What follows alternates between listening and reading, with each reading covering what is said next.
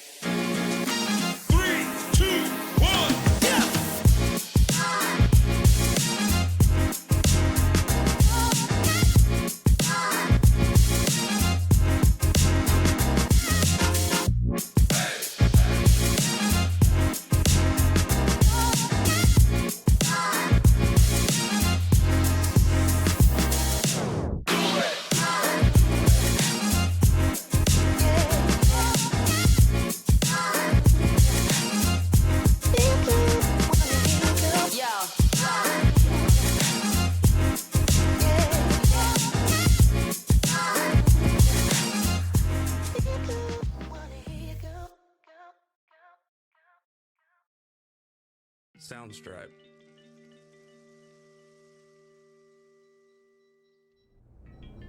Welcome to Voices of the Body. So, I want you to just find a space to be still, just for a little minute, and take a big breath in and release. One more big breath in and release. And one more big breath in and release. And you have the option here to bring your gaze down your nose or to completely close your eyes if you're in a space where this is allowed for you to be.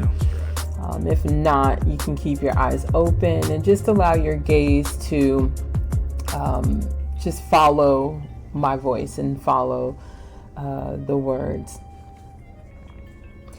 I want to invite you to bring your attention and your awareness to your belly. Here resides your willpower, your divine truth, and your purpose. What feels aligned to you? What feels true?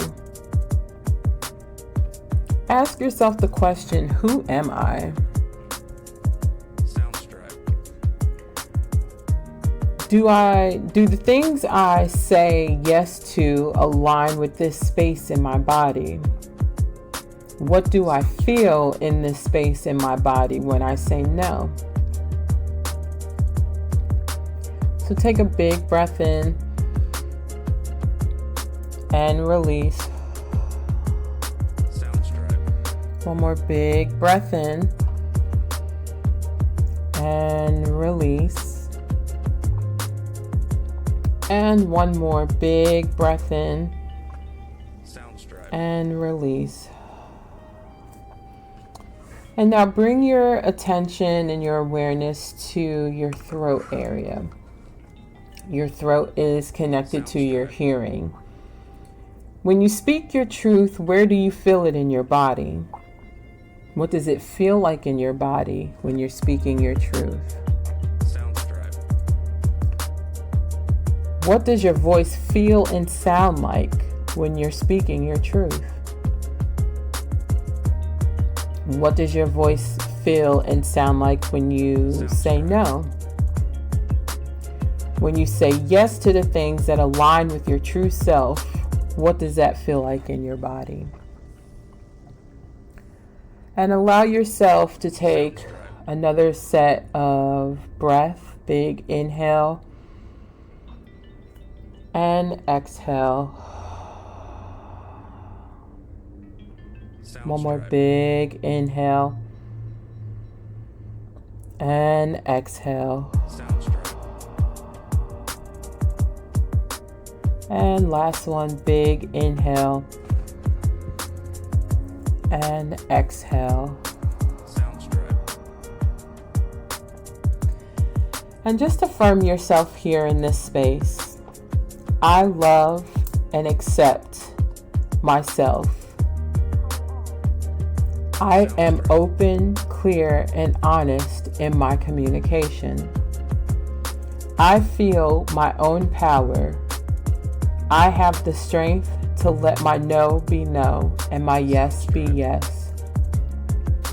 I align myself with a healthy yes. I listen to my body and my truth speaks. I am at peace with myself and my purpose. I'll read them again. I love and accept myself. I am open, clear, and honest in my communication. I feel my own power. I have the strength to let my no be no and my yes be yes. I align myself with healthy yeses. I listen to my body and my truth speaks. I am at peace with myself and my purpose.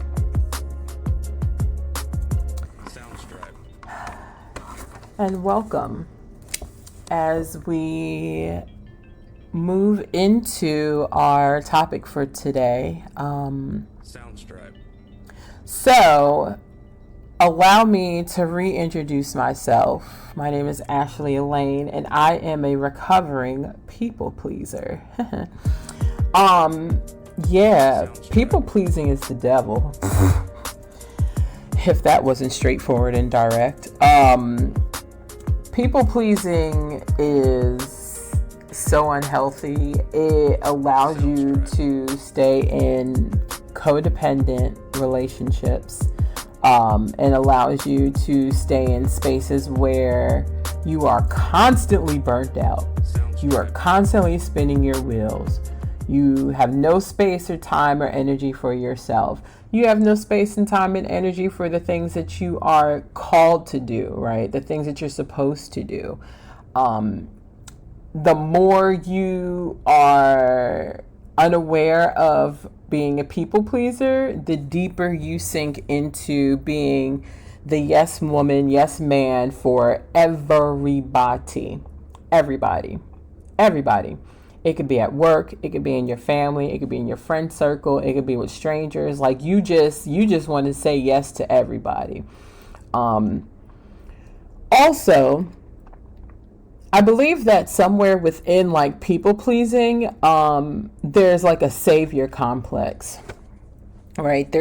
We say yes because we feel like, or somewhere in there we say yes because we feel like, oh yeah, I could get that done. Oh yeah, I could do that. Oh yeah, like I can help that person. Oh yeah, I can save that person. Oh yeah, like I can be like, I love being the person that everybody needs. No, you shouldn't be the person that everybody needs. That's very unhealthy because when it's time for you to need you, there's no time for that, right? There's no room for you to just be with you. Being a people pleaser can put you in some not so healthy spaces, right? And I call myself a recovering people pleaser because I've done the work to actually realize that I say yes to a lot of things that are like not in alignment with me, and yes to a lot of people that are not in alignment with me. And like, I'm a very patient person, and it gets tested when I do say yes. And then once it gets tested, I'm like, I wish I didn't say yes, because I could feel in my body that this wasn't going to go the way it was articulated to go or how I envisioned it to go. But yeah. So being a people pleaser, like I've had this experience at work, right? It's like you just do and do and do. So working in the social work field, like yes, there is a level of compassion and empathy and go that you have to have when servicing families or connecting the resources, all of that, right? Both and there is a space where we have to say no so that they can grow. When we don't say no, we are now, again, that savior complex. When we don't say no to people, places, and things, we don't allow, well, people, let's stay with people because I don't know if places can really grow. Well, if you think of a job, but people, right? If we don't say no to people, we are allowing ourselves to be what it is that they actually need, right? Like you'll know when the no is necessary. Like y'all sitting here looking at me crazy on your or listening, shaking your head if you want to. Like y'all know when you just be like, oh, okay, yes, like, nah, bro, sis, that should have been a no, like a straight up no. Because when we don't give people the no that they need, we stunt their growth. And that's how that savior complex comes in, because we're saying, oh, no, you don't need to actually learn this lesson. I'm going to teach it to you for you. That's not how that works. Like, we are not God. And to be honest, I don't want his job. Like, I don't want God's job, because that's too many people in the world that he got to protect and heal and provide and do all the things for and teach lessons to, like, all at the same time. Like, he got a big job. I don't want his job. I want his promptings, right? I want his truth. I want his healing. I want an image of what he has. I don't want the full shebang. Like, I don't want his job. I want to be a descendant of what he created, right? I don't want to do what he's supposed to be doing. So it's one thing when we pray for something and ask for something and God delivers it through people, right? Because God uses people to help and heal and provide for people. It's another thing when this person is just flat out like not trying to do the work for themselves and we put ourselves in a position to do it for them. The other side of the people pleasing and like not saying no is oh my god, my leg is asleep already. The other side to that is not understanding when we're empty.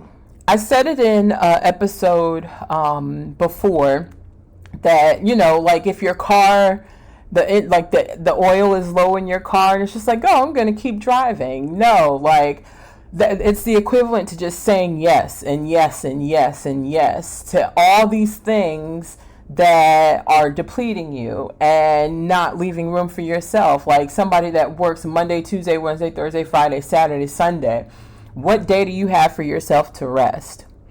What day, like, and where in one of those days do you allow yourself space to just be present, right? Because there's awakening in the stillness that we allow ourselves.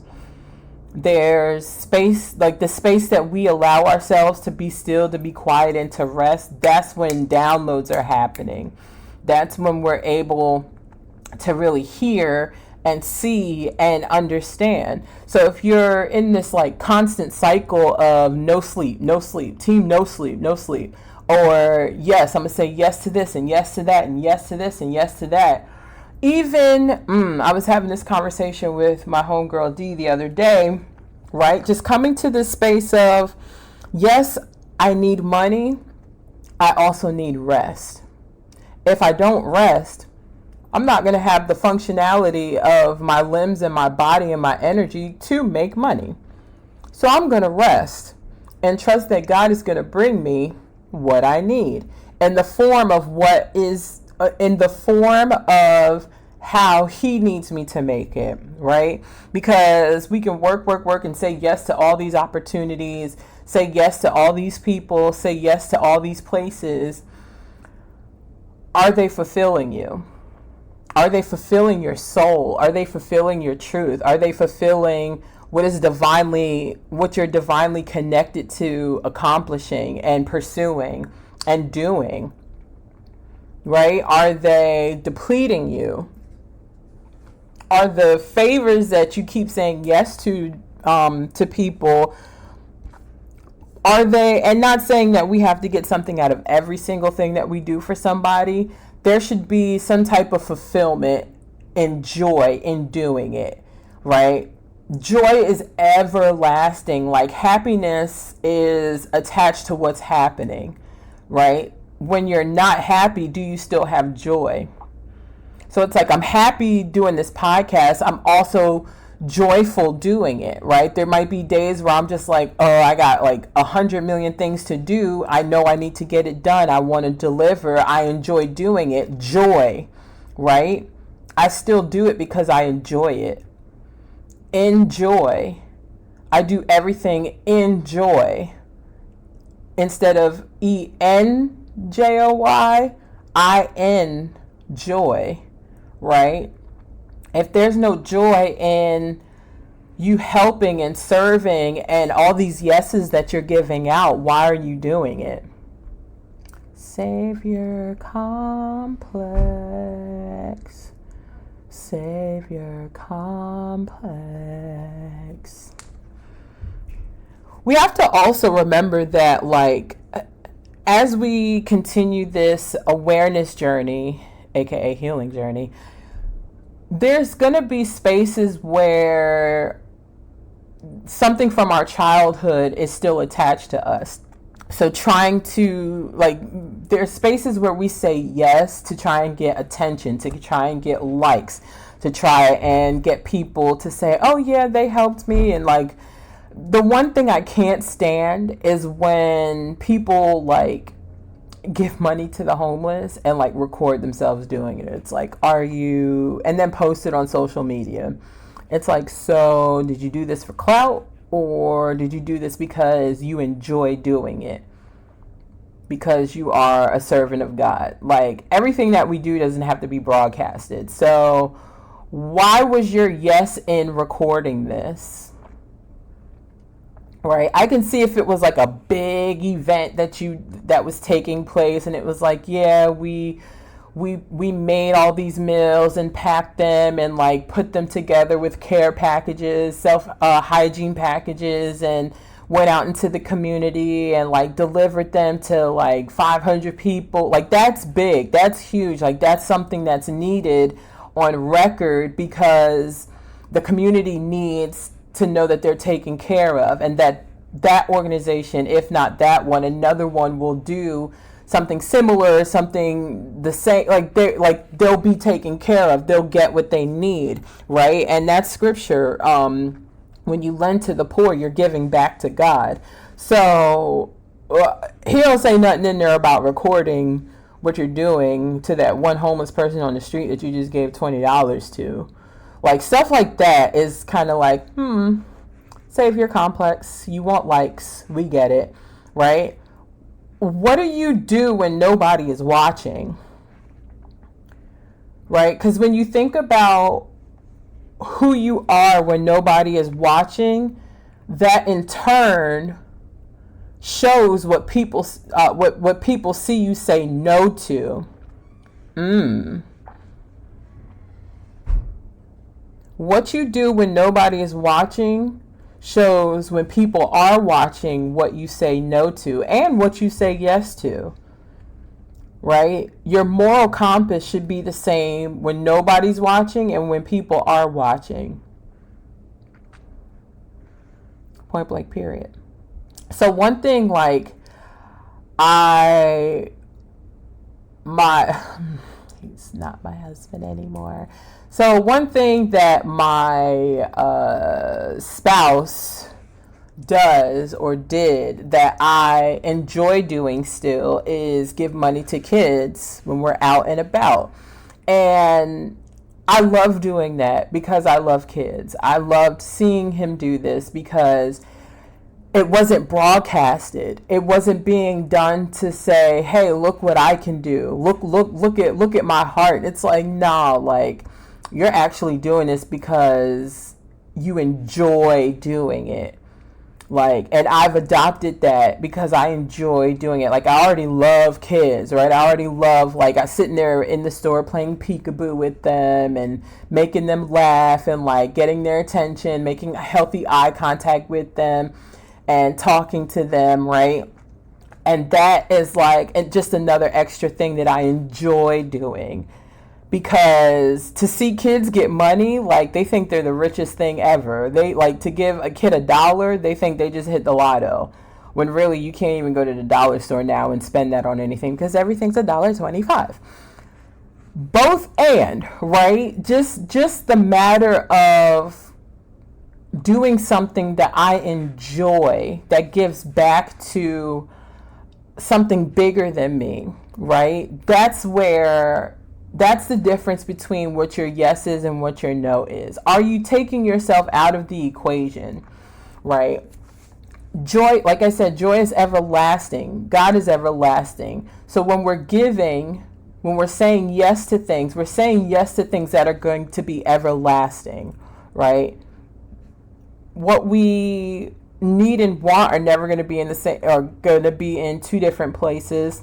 And what we desire and deserve are never going to be in two different places. It's the same with what we enjoy and what our yeses need to consist of that are going to grow into something long term, right? That those kids will never forget what that made them feel like. That is going to be an everlasting feeling for them. And that will be an everlasting feeling for myself and my spouse, right? Because to give without, like, a kid can't give me $1 back. It's a kid. They don't have money. Their parents have money, right? So to give something with no expectation of anything in return, that's the yes that I'm willing to give. To give something with so much joy and to see it bless somebody, that's the yes I'm willing to give, right? Some other yeses that we should be giving are ones that, well, and that aligns with my true self, right? To be able to give is like, I'm a giver. I am a giver. Sometimes I give way too much, but I'm a giver. There is no but. Both and. I'm a giver, right? It makes me happy to see other people happy. It makes me joyful to see other people find joy, right? Leading them to that, talking to them, having those conversations with them, being a listening ear to them. Those are the things that make me joyful, right? I also believe that joy and happiness are incongruent with each other also. Like, they're on the same block. They might not be like in the same row house, but their row houses are next to each other, not like attached to each other, right? Because again, happiness can always be tied to something that's happening. So what if nothing's happening? What if you're just being still? Do you still have joy, right? So as a recovering people pleaser, I have had to learn how to say no, right? And how I've been able to do that is really, really, really listening to my body, like really tapping into my nervous system and my gut, right? That solar plexus area, in the beginning of our meditation, where I guided you towards bringing your attention and your awareness to your belly. That is where your willpower is. That is where your spirit, your soul lives. That is where conversations are being had with your body about, nah, this ain't it. Or yes, do that thing that makes you leap, right? There's a leaping in the belly. And then there's like a stomach ache when something is not right for us. Somewhere along the line, I've missed a lot of those signals, and that's okay, because I've done my healing work, continuing to do my healing work, and this is why I'm here. So one thing I will say is that Yoga has allowed me to really tap into my body. Yoga has allowed me to really heal that solar plexus, my willpower space, and really listen to what it's telling me. For a very long time, I sat in an angry space, and that was like one of the emotions, I've said this before, that I would always feel. After a while, I would start tapping into my body and listening to what it was telling me, but I didn't trust myself. I didn't trust my intuition. I didn't trust my gut. I didn't trust what my body was saying to me. It was all new, right? It's literally my body coming out of traumatic experiences and trying to reintegrate within the world, right? It's been in a prison for so long, trapped in all these other words and feelings, like not a lot of different other feelings, but it's been trapped in a place where it couldn't hear. There was no alignment with my mind, body, and soul, right? There wasn't any joining. There wasn't any communication that was sacred within my body outside. I second guessed all of my intuition, every piece of it. And I've had to learn that no, girl, like that is a power of yours. Like your intuition was built for you to protect yourself and to keep yourself away from being in harm and being in danger and being depleted, right? So over time, I've had to learn how to trust my gut. Trust my gut. I'm still working through that, right? We're never fully healed. I'm still human, right? Still living this human experience. I still know that trusting my gut is my superpower. Like I'm starting to trust it more than I'm not able to trust it, if that makes sense. So yes, once I got into a place where I could trust my gut and trust that something was no longer working for me, or trust that I needed to say no to something, I was able to pull the plug quickly, right? Like I'm definitely one of those people within the last few years who will change their mind quickly. Like I changed my mind. I changed my mind. I don't care how it makes anybody else feel. I changed my mind. Why? And I change it quickly, very quickly. Like I can say yes to something today and then tomorrow wake up and be like, no, that's not the move. Like that's not it. And that's okay. Like a lot of people don't like it. Some people say it's not like I'm not loyal. No. Like I said, I've built my relationship with my intuition. I've built my relationship with my body, and I choose to rest. And sometimes in rest is when I get my real answer. So now I've also been moving into this space where somebody will ask me to come do yoga at a event, or ask me if I'm available to teach something, or just, checking in on me to see if I can do X, Y, and Z. Instead of giving them an answer right then and there, unless I know for sure that it's something that I want to do and or that I'm available to do it when they're asking me to do it, I say, and you can write this down, hey, thank you so much for thinking of me. When do you need an answer by? Can I let you know by tomorrow? Why are we rushing to say yes? Like what is the desired outcome to us saying yes? Now, as I said earlier, me and my homegirl was talking about, like, when it comes to money, right? We're always so quick to say yes to stuff. Not all money is good money. Not all opportunities bring what they're supposed to. Not all opportunities are good opportunities. So why are we rushing to say yes? Right?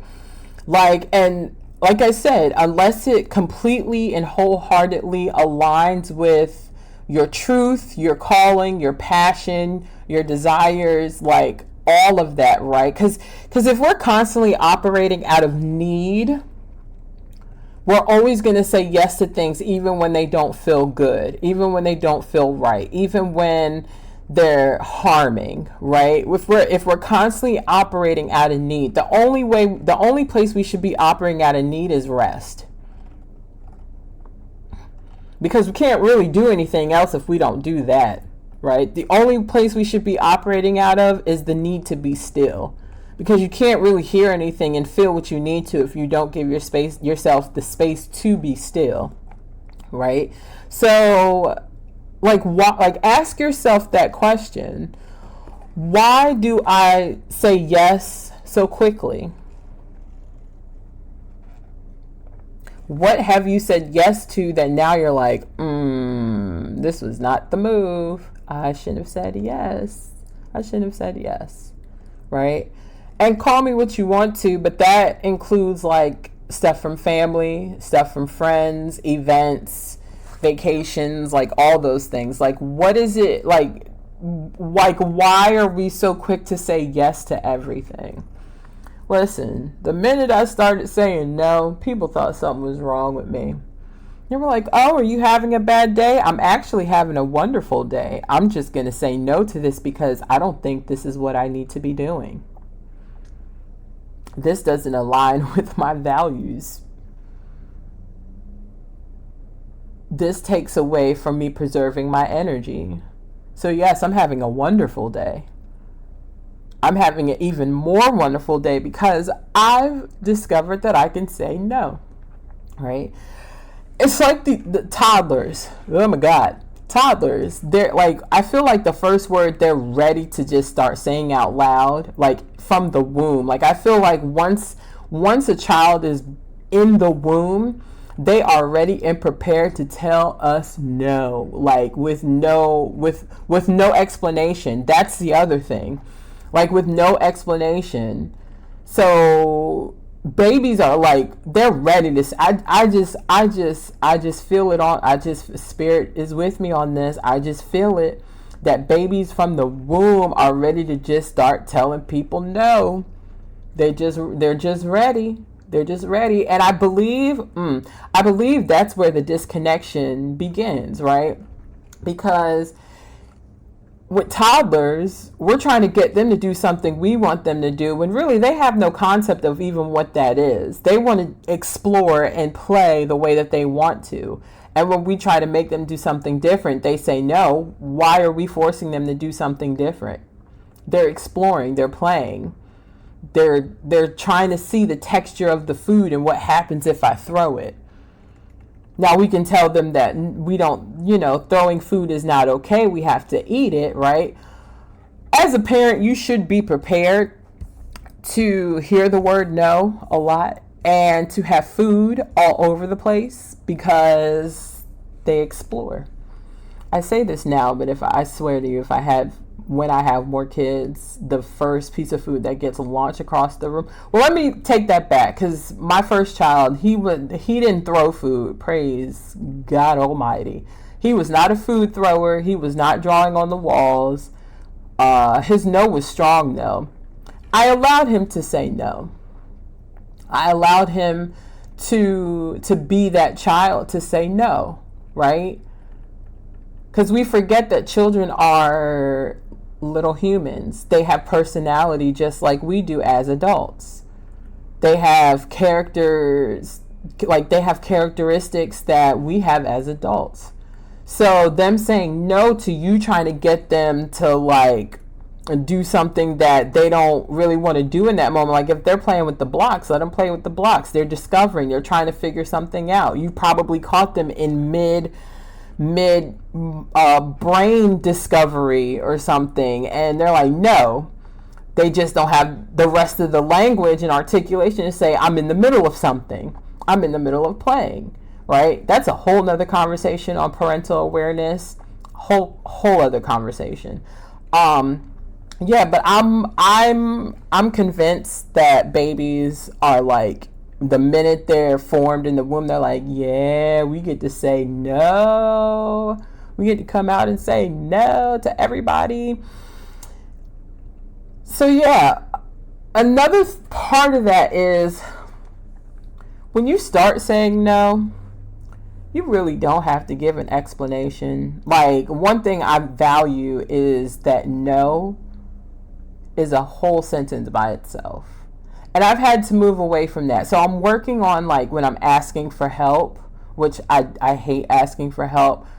I'm working on, when I'm asking for help, not having to give like this whole backstory, because I will send you a dissertation on why I need you to help me, right? And I value the people who, like, once I do that, they just give me the help that I need in that moment and don't ask me any other questions, because 9 times out of 10 they already know that I'm struggling asking for help because I don't ask for it. So yeah, the same thing with your no. You owe nobody an explanation. As long as your no is coming from a truthful place, a non-harming place, and an authentic place, there's no backstory needed for your no. Right? I have started doing that. Like, when I'm getting asked to teach yoga classes, if I just feel like that particular class style is something I don't want to teach, right? And I'm moving into a space where it's like, okay, well, now I know what it is that I want to teach. Like, I want to be an authentic teacher. So I'm moving away from teaching a certain style of yoga classes that I feel like don't align with me as a teacher anymore, yet still align with me in my own personal practice somewhere in there. So in me wanting to stay authentic to my teachings and what I give to people, right, I want to only teach a certain style of class. So now, as I'm being asked to teach a certain style, like teach other styles of classes, it's just like, I don't really align with that anymore. And I'm going to pass on that, because I don't want to be in a space where I'm being asked to do something, I say yes, and now my heart's not in it. Like, I'm really being lax with it and not allowing my true authentic style, my true authentic teachings to come forth, right? There's a season where, yeah, I probably would have and just, BS'd my way through it and still delivered what I needed to, right? But my whole heart isn't in it, right? I want to continue to do work where my heart is in it, where my soul is in it, where my passion is in it, and where it's going to be a blessing to others and be a blessing to me and not feel like a burden to me and like I just threw something together for others, right? I want everything to be done with intention. So we should be giving our yeses with intention. We should be saying no with intention. Yeah. Do everything with intention. Do everything with intention. So I have some notes here. Just three different reasons why your no is powerful. Okay. So number one, the power in your no keeps you authentic, right? When we say no, we are allowing our true selves to be seen. We are allowing what is true, what is real, what is honest to us, be known, right? When you say no, you're saying that this opportunity does not serve me, it does not do me well, and I will not be able to put my full effort, energy, and character into this opportunity, into this friendship, into this marriage, into this this favor, whatever it is that is being asked of you, right? You can say no when you don't have the resources, right? Living is kind of tough right now, if you don't have the resources, like that needs to be an automatic no, right? It's one thing if like, so spirit led, right? Spirit led is also the prompting of, okay, this person just asked me for something, I only have this, but spirit has led me to do it anyway, right? When something is also spirit led, you're still going to you might not enjoy it as much, right? But it's still going to give you the obedience that was needed in that moment to do what spirit asked you to do, because obedience leads to us gaining what it is that we truly need, right? And it's those deeper things. It's not the material things. It's not the money. It's the discipline. It's the hearing. It's the connection, right? Building that connection to your authentic self, which is also listening to your spirit, which is who has created you, right? So when you allow yourself the position and the power to say no, right, you're gaining power back. You're gaining what you need to be able to say, you know what? This doesn't serve me. This doesn't align with my values or my truth. And I can't do this for you. And that's okay. You have to be okay with it. Like saying no, for some reason, like society has told us that saying no means you're like a mean person or a rude person. It's like, nah, like if it doesn't align, it doesn't align. Like and again, like you don't even have to be receiving anything back from what you're being asked to do or give. If it doesn't align, it doesn't align.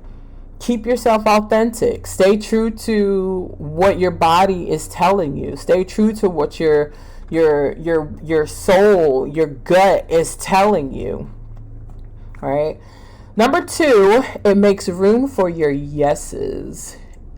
When you say no, it makes room for your yeses. Imagine being so depleted from giving all these yeses to people who are ungrateful, undeserving, keep coming to you and don't make any changes within themselves. They're showing no progress. And then that one person comes along that actually needs what you just literally gave away. Imagine. Because so now you're saying to this person, oh, you know what? I wish I had this, this, and this to be able to give you. You know, now all you can do is give them a prayer. Meanwhile, you've gave out you've depleted yourself for all these other people, like those other 9-10 people who didn't even say thank you, who are unappreciative, right? The event was nothing came of it. It wasn't it was just, y'all get where I'm going. It's just not like you've just depleted yourself. You've depleted your resources. You've depleted what you're able to give. And then that one person comes along that doesn't even ask you, that you could have been a blessing to, and can't because you've depleted all of what you had. Making room for your yes means opportunities that you are saying yes to probably need a no because they're not truly aligning with yourself. Like I threw my hat in the ring to work with a franchise, and it wasn't aligning. It wasn't aligning at all. Like it just wasn't, like something was just off. Something was just very off. Like I couldn't even describe it, right? So I let the person know that, thank you for the opportunity. I'm going to have to decline because it just isn't aligning. And one thing about me when it comes to like what I'm building, I want to be authentic. I want to be real. I want to be honest. I want to be true to myself, my journey, the things that I desire, how I want my life to look, how I want to live, where I want to live, what I want to drive, who I want to service, all of the things, all of the things. And saying yes, I feel like wouldn't have allowed me to be authentic. It would have brought me in lots of money, right? But what is money if I'm not happy? Like what is the money if I'm like not living authentically?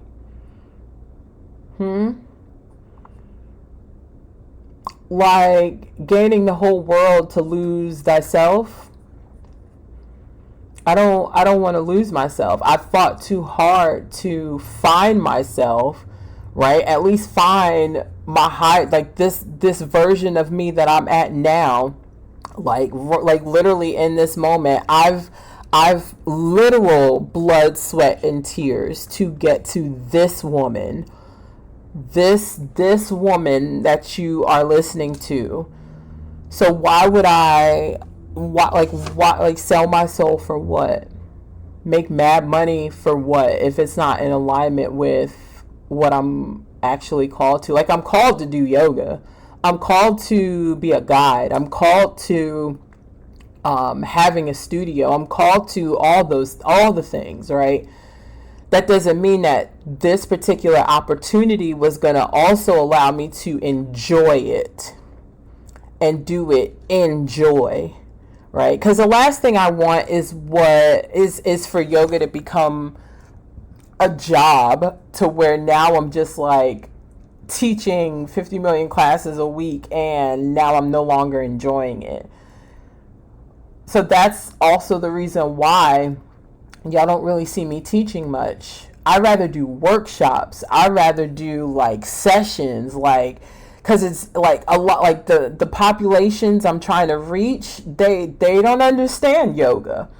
They don't understand yoga. They don't like, a lot of them are coming from church backgrounds. They don't understand yoga. So my yes has to be strategic. My yes to certain opportunities has to be on point, because there's generations that I'm trying to make sure don't inherit the curses and the damage and the trauma that I've had to heal from the generations before me. Right? There's contracts, soul contracts that I've had to break that haven't been broken before me, that I'm trying to make sure the generations after me don't have to engage in. Right? So the populations I'm really trying to reach, they don't understand yoga. So a workshop, a 2-3 hour deep dive is where I thrive, right? For booking opportunities, please email me at bookaeyoga@ashleyelaine.me. Just throwing that in there. But yeah, I have to be strategic about who I'm called to service, right? Again, fantabulous franchise.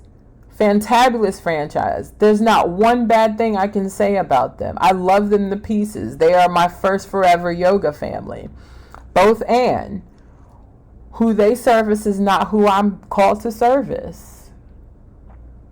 That's just what it is, right? So me saying no, and also the loan I would have had to take out, I would have been pissed if I took out a loan for something that didn't bring me joy, that like it just depleted my joy, right? Like it wouldn't, like I'm not doing that. I got enough loan problems. We over here really trying to figure out what Biden doing with these student loans, and a little $10,000 is not enough. I got enough loan problems. So like I'm patient on this thing, because it has to, like, the divine kissing and meeting, because I keep saying no to all these opportunities that are shining and look like what my yes needs to be, right? But it's what's behind the shiny glass that is what I have to pay attention to, that's going to make me say no. Because I need to preserve myself and my yes for when the opportunity comes, for when that right person comes and says, I want to invest in you. Here's XYZ, let's get it done. Go do what you do. I need to be able to be preserved and in a space where I'm not trying to now break this one contract and break this relationship up so that I can, I'm trying to, I'm like a clean slate over here. Like there's nothing on it. What you trying to do? Let's do this. Let's go heal the masses, right? Which leads me to my next point, self-preservation, right? When we say yes to everything, we're saying no to us. Like you're saying no to yourself. I've said no so many times to people this past 3 months, like to the point where people probably think I got a problem. I don't have no problem. Like I need to say yes to me because I've said yes to everybody else for so long. And yes to everybody else's problems for so long. And not even talking about like work and my calling. Like I need to say yes to those things. You know what I'm saying? Like I need to say yes to me so that I can say yes to my purpose, can say yes to what actually needs my energy, right? Even if I'm not doing anything, I can say no to you and say yes to myself chilling on the couch and watching New York Undercover all night. Because that's my rest. I love New York Undercover, by the way. Like I'm in this such nostalgic like space right now. I love it. Self-preservation like also limits distractions, right? When we are able to limit our distractions, the power that you gain and just limiting your distractions, right? Let your eyes look directly forward and your gaze be straight before you. Ponder the path of your feet, then all your ways will be sure. That's Proverbs 4:25 and 26, right? Let your eyes look forward. When your eyes are looking forward, there's nothing for you to there's nothing else for you to look at or give attention to. If it's not like if it's offset, so my therapist gave me this really good analogy, right? Instead of saying, "Oh, I just took 2 steps back," it's like, no, say you stepped off to the side for a minute. I was just like, ooh, I love that, right? It takes this blame thing out the way of, oh, I just did so horrible. I just did so bad. Why am I doing this? Blah, blah, blah, blah, blah. Nah, boo, you took a step to the side. So to like kind of use that analogy in a different sense, right? If while you're on your path, you have to turn your head because something has distracted you, or the yes that you have to give has made you like take your eyes off of your gaze, right? Take your eyes off of where you should be focusing. That's not it. That's not it. That's not it. That's not it. Like it should just be in your path. Like what video game is it? I don't want to say Mario Brothers, but there's a video game that I used to play when I was younger. Like me and my brother used to play it, where like the money, like it was a card game, but like the money was in the street. So like every time you would drive, like you hit, like you can as long as you were going straight, you can move into the left lane or the right lane and like to get like stars or money. It was something to that nature. That's how your focus needs to be.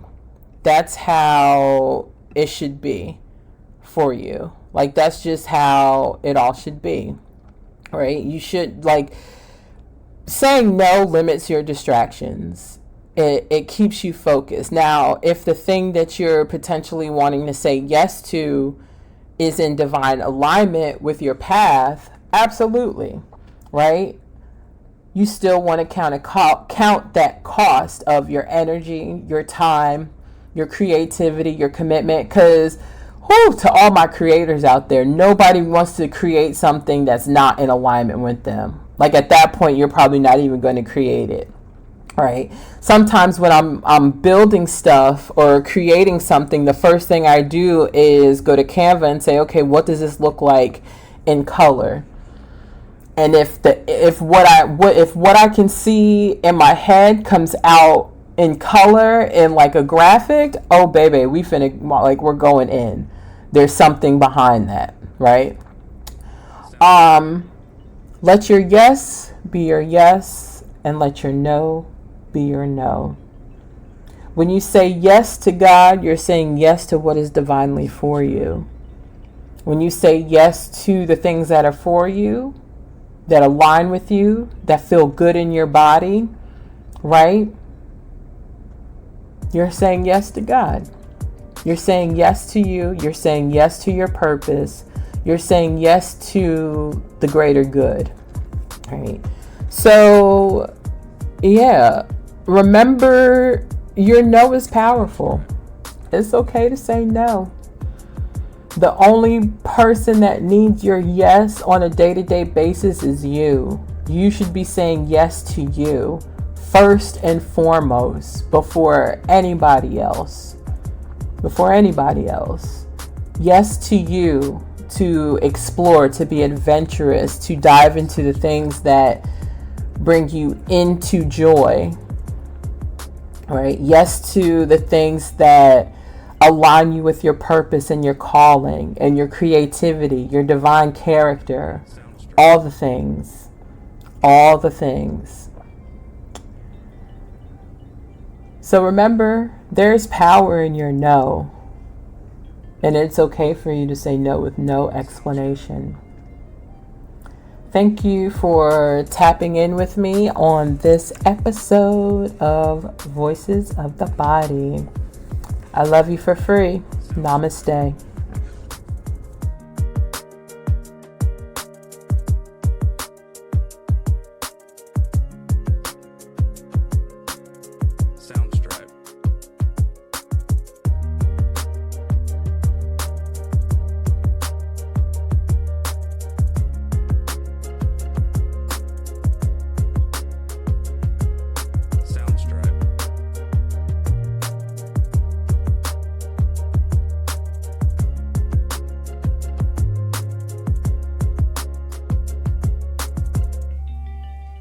Soundstripe.